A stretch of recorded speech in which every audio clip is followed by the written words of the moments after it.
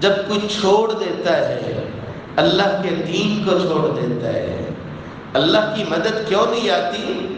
جب کوئی چھوڑ دیتا ہے نماز پڑھنا چھوڑ دیتا ہے، اللہ کی مدد کیوں نہیں آتی؟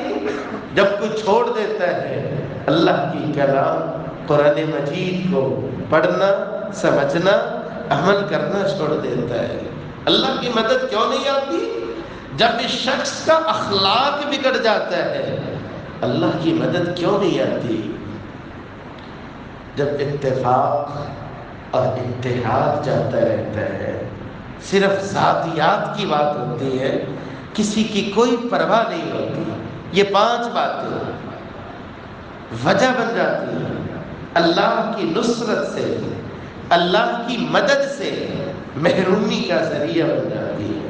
ایک سوال ذہن میں آتا ہوگا مولانا صاحب، دین کو چھوڑنا اللہ کی مدد اور اللہ کی نصرت سے محروم کر دیتے ہیں، ہم تو دین والے ہیں، اللہ کو ماننے والے ہیں، اس کے نبی کو ماننے والے ہیں، قرآن حدیث کو ماننے والے ہیں، تو دین والے دین کو کیسے چھوڑنے والے ہوئے ہیں؟ میرا اللہ فرماتا ہے إِن تَنصُرُوا اللَّهَ يَنصُرْكُمْ وَيُثَبِّتْ أَقْدَامَكُمْ۔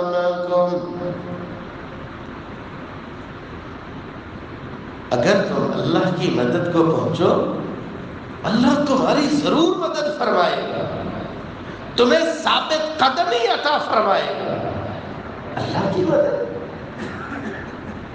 اللہ کی مدد کیسے؟ اس کا مطلب یہ ہے اللہ کے دین کو اپنانے والے بن جاؤ۔ مولانا صاحب ہم دین کو اپنانے والے نہیں ہیں تو کون ہے؟ ایک لمحے کے لیے مجھے چاہیے، میں جو سمجھتا ہوں نا کہ میں دین کا ٹھیکیدار ہوں، مجھے اپنے گریبان میں چھانکنا چاہیے زندگی گزارتے ہوئے میری ترجیحات کون سی ہیں۔ آفس کے لیے، فیکٹری کے لیے، اپنے ڈیرے کے لیے، رشتہ داروں کے لیے، اپنے یاروں کے لیے، اور اپنے آپ کو محظوظ کرنے کے لیے میں اپنے وقت کا استعمال کرتا ہوں۔ کہاں کہاں کرتا ہوں؟ دن اور رات میں 24 گھنٹے ہیں۔ اللہ ذوالجلال نے جو مجھے صلاحیتیں دی ہیں میں ان صلاحیتوں کو بروئے کار لاتا ہوں کیا سے کیا کرنے کے لیے؟ 24 گھنٹوں میں سے کبھی 10 منٹ بھی میں نکالتا ہوں جو صرف اس مقصد کے لیے خاص ہو کہ اللہ کا دین غالب ہو جائے، اللہ کے دین کی سربلندی کے لیے میں کتنا وقت نکالتا ہوں، سمجھ میں آ جائے گا کہ میں مخلص کتنا ہوں، اللہ کے دین کے لیے مخلص کتنا ہوں۔ اس کا مطلب قطعاً یہ نہیں ہے کہ آپ صرف مسجد میں بیٹھ جائیں تو مخلص ہو جائیں گے، آپ صرف اللہ اللہ کرنے صرف مسجد میں بیٹھ کے رہے تو مخلص ہو جائیں گے۔ اخلاص کا مطلب یہ ہے کہ جس طرح بقیہ امور کی فکر ہوتی ہے کم از کم وہ فکر، وہ جذبہ اٹھان رہنی چاہیے کہ میں اپنی زندگی میں فائدہ پہنچانے والا بن جاؤں، اللہ کے دین کو فائدہ پہنچانے والا بن جاؤں۔ صحیح بخاری اور مسلم میں روایت ہے، رسول اللہ صلی اللہ علیہ وسلم نے فرمایا لا حسد الا فی اثنتین، 2 لوگ ہیں جن کو آپ دیکھو اور خواہش کرو کہ اللہ مجھے بھی عطا فرمائے، یہاں پہ رشک کرنا جائز ہے۔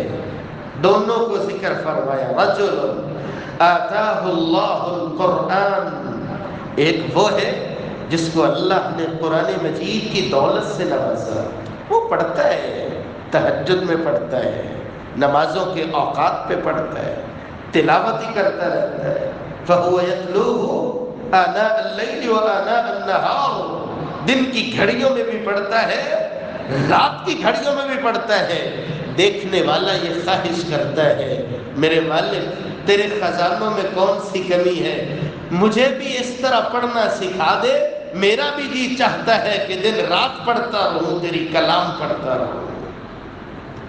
ورجل آتاہ اللہ مالا، ایک وہ ہے جس کو اللہ نے مال دیا ہے، فہو ينفقه آناء اللیل وآناء النہار، اپنی ضرورتیں پوری کرنے کے بعد استطاعت کے مطابق وہ لگا رہتا ہے، اللہ کی راہ میں اللہ کے مال کو لوٹاتے ہوئے لگا رہتا ہے۔ دیکھنے والا یہ خواہش کرتا ہے، یا اللہ کبھی تو مجھے بھی نواز دے ضرورت مندوں میں تیری رضا کے لیے، اسی طرح ہی تیرا دیا ہوا میں تیری مخلوق میں لوٹاتا رہوں۔ دونوں کو اکٹھا ذکر فرمایا۔ ایک وہ ہے جو صرف اللہ کے دین پہ لگا ہوا ہے، آپ معاون بھی بن جاتے ہو تو اس کا مطلب یہ ہے کہ آپ نے جو اللہ نے آپ کو دیا، وَمِمَّا رَزَقْنَاهُمْ يُنْفِقُونَ، آپ دین کی سربلندی میں شامل ہو گئے۔ مولا کریم مجھے اور آپ کو یہ فکر نصیب فرمائے، یہ جذبہ نصیب فرمائے۔ جب یہ جذبہ پروان چڑھتا ہے کہ میں اپنی زندگی میں کچھ نہ کچھ ایسا کر جاؤں، جانا ہے، ہر کسی نے جانا ہے، جہاں یہ سوچ ہوتی ہے بینک بیلنس اتنا ہونا چاہیے، پراپرٹی اتنی ہونی چاہیے، یہ سفر میں اور آپ کرتے ہی کرتے ہیں۔ جیسے بھی کرنا ہو، شریعت کی تعلیم ہے، لیکن اس جذبے کو پروان ضرور چڑھائیے۔ 24 گھنٹوں میں سے 5 سے 10 منٹ ہی نکالیں، روزانہ کی بنیاد پہ نکالیں کہ میں اللہ کے دین کے کیسے کام آ سکتا ہوں، اللہ کے دین کی سربلندی کے لیے میں کیا خدمات پیش کر سکتا ہوں، مجھے اللہ نے کیا دیا ہے، اپنی صلاحیتوں کو لگاؤ، اللہ کے دین کی سربلندی کے لیے لگاؤ۔ اولاد اللہ نے دی ہے، اولاد کو لگاؤ۔ ذہانت اللہ نے دی ہے، اپنی ذہانت کو لگاؤ۔ مال اللہ نے دیا ہے، اپنے مال کو لگاؤ۔ وقت اللہ نے دیا ہے، اپنے وقت کو لگاؤ۔ اللہ سے دعا بھی کرو، مالک الملک تو کام لینے بھی آ جائے، تو کسی سے بھی کام لے لیتا ہے۔ میرے مالک عادتوں کے اعتبار سے، عمل کے اعتبار سے میں تو کیا گزرا ہوں، اندھیرے ہی اندھیرے ہیں، لیکن اپنے دین کی سربلندی کے لیے جس طرح تو اپنے انبیاء کرام کا انتخاب فرماتا تھا، آج میرے جیسے گنہگار بندے کا بھی انتخاب فرما لے کہ میں کچھ نہ کچھ کر جاؤں، تیرے دین کے لیے کر جاؤں۔ جانا ہے ہر کسی نے، لیکن دین کی سربلندی کے لیے کیا ہوا عمل وہ زندہ رہتا ہے، نیکی بن کے ہمیشہ کے لیے جاری رہتا ہے۔ یا اللہ مجھ سے بھی کوئی ایسا کام لے لے۔ جو شخص ایسے جذبے کو پروان چڑھاتا ہے، نتیجے میں اللہ کی نصرت اور اللہ کی مدد کو پا لیتا ہے۔ آج ہم اللہ کی مدد سے محروم اس لیے ہیں، ہماری دوڑ لگی ہوئی ہے دنیا کے لیے، لیکن ہمارے پاس وقت نہیں ہوتا اللہ کے دین کی سربلندی کے لیے بیٹھنے کا، سوچنے کا، مشورہ کرنے کا، صلاحیتیں لگانے کے جذبے کو پروان چڑھانے کا ہمارے پاس وقت نہیں ہوتا۔ مولا کریم دین اسلام کی عظمت کو پہچاننے کی توفیق نصیب فرمائے۔